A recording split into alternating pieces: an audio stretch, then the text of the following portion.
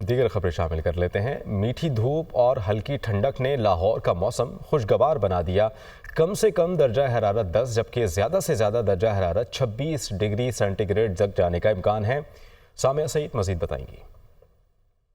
بالکل، صوبائی دارالحکومت لاہور میں میٹھی دھوپ اور ہلکی ٹھنڈک کے امتزاج نے جو ہے وہ شہر لاہور کا موسم خوشگوار بنا دیا ہے اور آج کم سے کم درجہ حرارت 10 ڈگری سینٹی گریڈ جبکہ زیادہ سے زیادہ درجہ حرارت 26 ڈگری سینٹی گریڈ تک جانے کا امکان ہے۔